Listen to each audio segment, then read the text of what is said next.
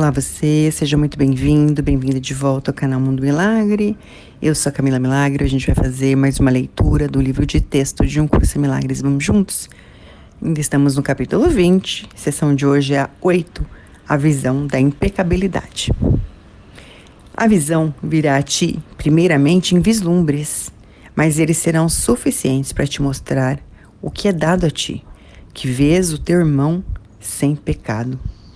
A verdade te é restituída através do teu desejo, assim como foi perdida para ti através do teu desejo por uma outra coisa. Abre o lugar santo que fechaste por valorizar essa outra coisa, entre aspas, essa outra coisa. E aquilo que nunca foi perdido retornará em quietude. Foi guardado para ti.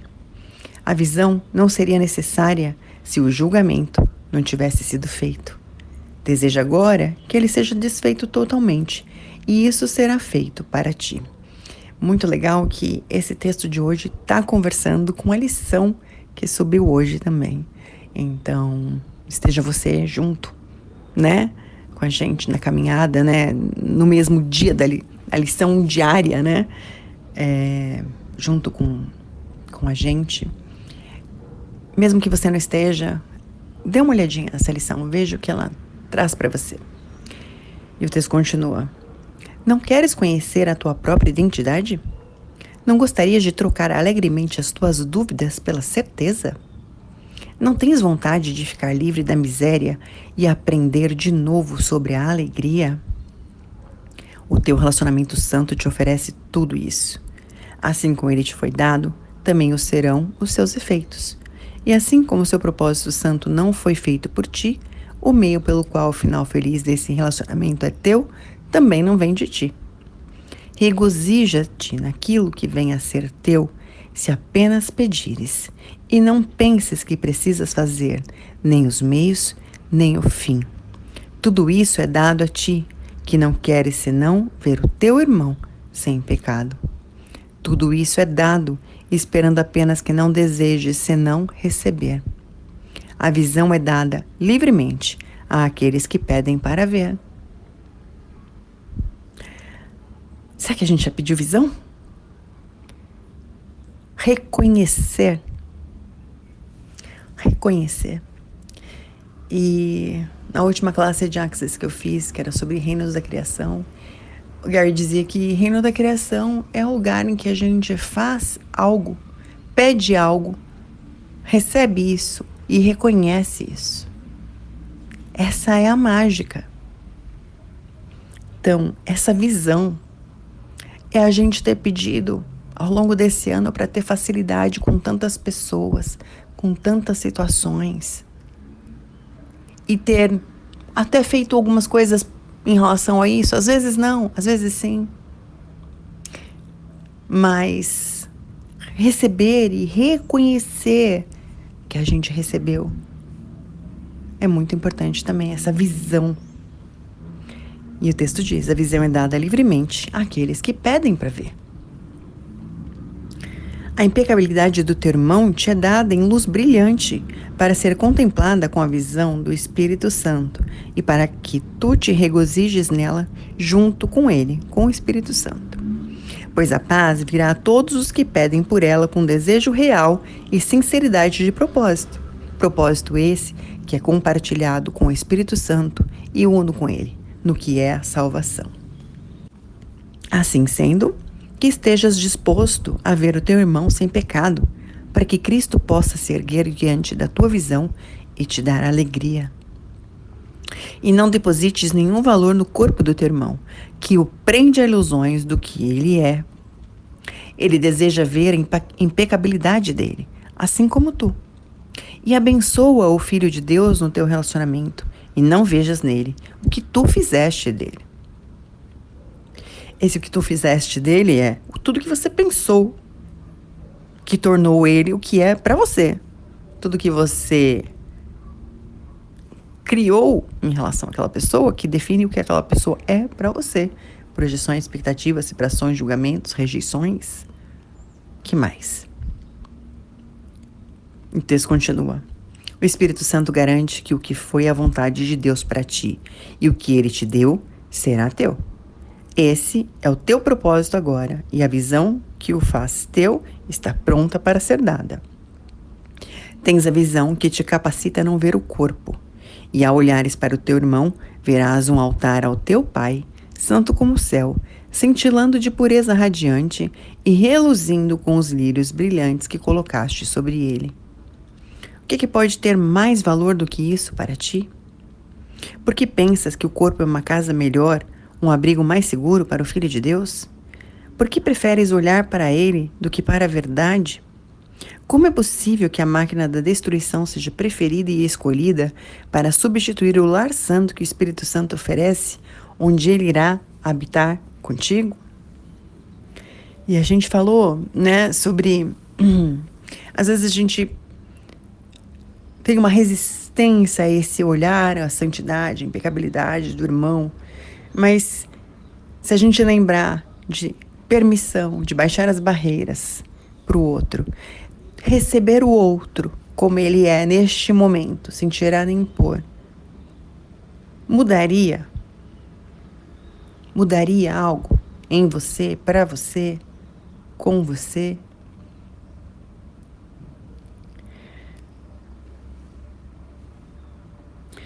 E o texto continua. O corpo é o sinal da fraqueza, da vulnerabilidade e da perda de poder. Pode tal Salvador ajudar-te?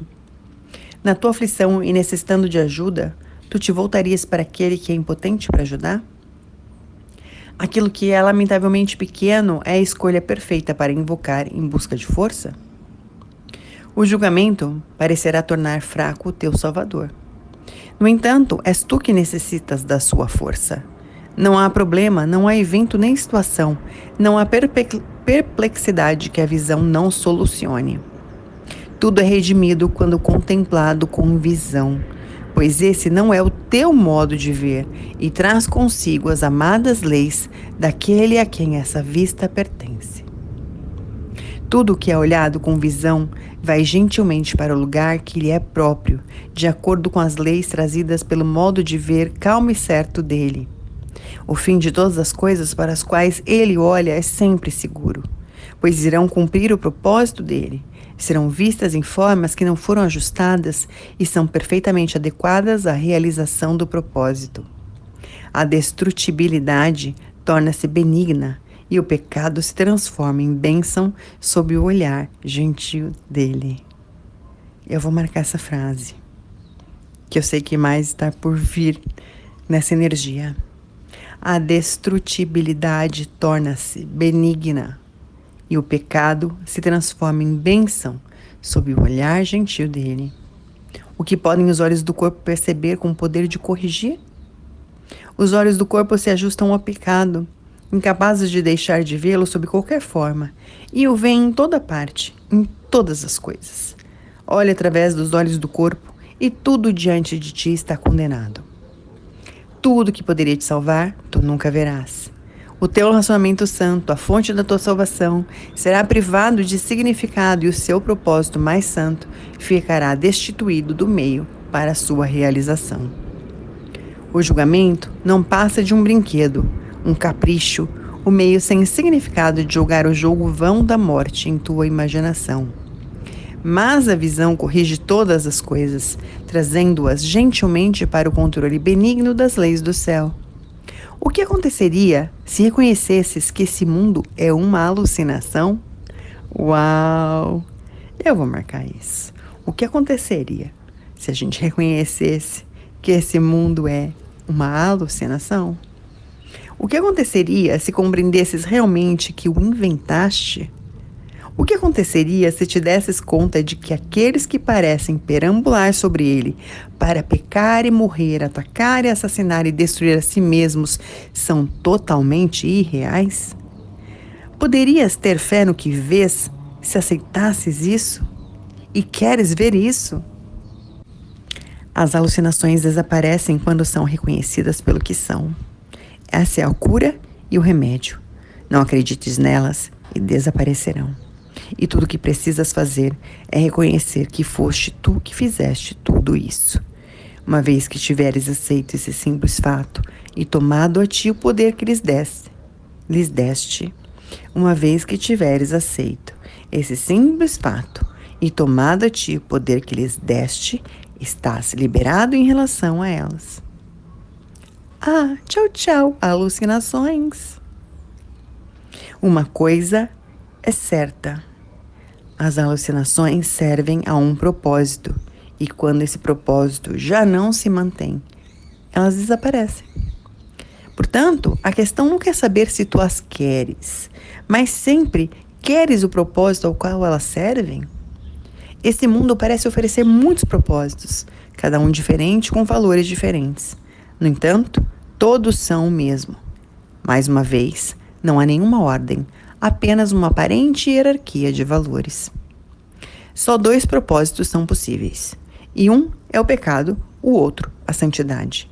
Nada existe no meio, e aquele que escolhes determina o que vês, pois o que vês é simplesmente como escolhes realizar a tua meta. As alucinações servem para realizar a meta da loucura. Elas são os meios pelos quais o mundo exterior, projetado de dentro, se ajusta ao pecado e parece testemunhar sua realidade. Ainda é verdade que nada existe do lado de fora. No entanto, em cima do nada são feitas todas as projeções, pois é a projeção que dá ao nada todo o significado que ele contém. O que não tem significado não pode ser percebido. E o significado sempre olha para dentro, para achar a si mesmo, e depois olha para fora. Isso é uma coisa muito interessante. Acho que é o professor Hélio Couto que fala sobre isso, que quando os portugueses chegaram, não sei se é o professor Hélio Couto, se eu tô citando a fonte errada, por favor, me perdoe, mas é o tipo de exemplo que ele gosta de dar. Que quando as caravelas chegaram, os índios não as viram, porque aquilo não estava no rol de coisas que eles conheciam. Então, como um barco se aproximando não tinha significado, eles nem perceberam. Faz sentido isso? Então, coisas que não estão no nosso repertório de pensamentos, sentimentos, emoções, memórias, tendem a passar despercebidos por nós. Como, inclusive, comportamentos de outras pessoas. E aí chegou alguém e falou: você viu a fulana? Fez uns que eu sei. E você, nossa, não vi. Você estava presente, você não reparou. Porque aquilo não faz parte do seu repertório. Porque aquilo não tem significado para você. Você não tornou aquilo relevante. Então, o texto diz que não tem significado, não pode ser percebido. E o significado sempre olha para dentro para achar a si mesmo e depois olha para fora. Então, a gente tem que ter isso dentro da gente para perceber do lado de fora. E o texto continua: assim, todo o significado que dás ao mundo exterior tem que refletir o que viste internamente.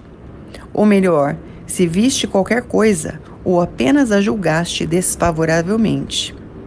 A visão é o meio pelo qual o Espírito Santo traduz os teus pesadelos em sonhos felizes, as tuas selvagens alucinações que te mostram todos os resultados amedrontadores do pecado que imaginas, em cenas calmas e tranquilizadoras pelas quais ele quer substituí-los.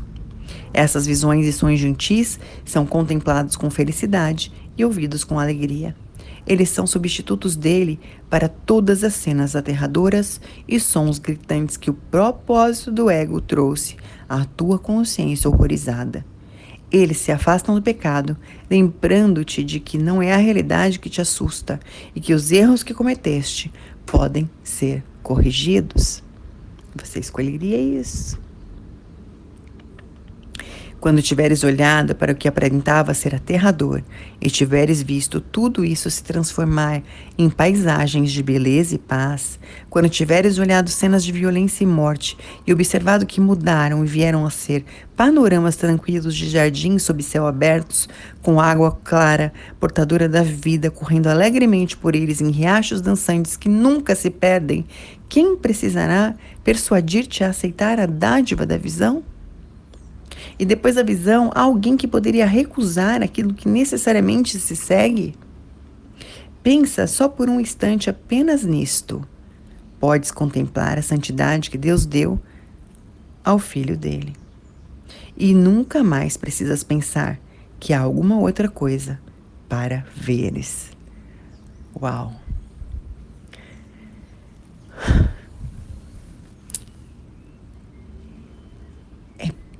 É reconhecer o que a gente está vendo. E seja o que for isso, é o que tem dentro da gente, é o nosso repertório. E seja o que for isso, se foge do reino do céu. Como seria a gente destruir e descriar? É só um ponto de vista. E tudo que isso é, eu destruo e descrio agora. E de novo, e de novo, e de novo, e de novo. Porque sempre que a gente escolher alguma coisa, os meios se mostrarão.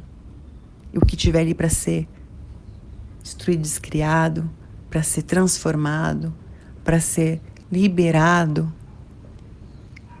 é o caminho para o fim. E tudo que impede a gente de ter total facilidade com tudo isso. Destruindo e descriando em todos os tempos, lugares, dimensões e realidades em que eu achei que facilidade era uma coisa errada. E o que mais vai ser possível pra gente na nossa próxima leitura, começando um novo capítulo também. Vamos juntos? Um forte abraço e a gente se encontra então na nossa próxima leitura. Até lá!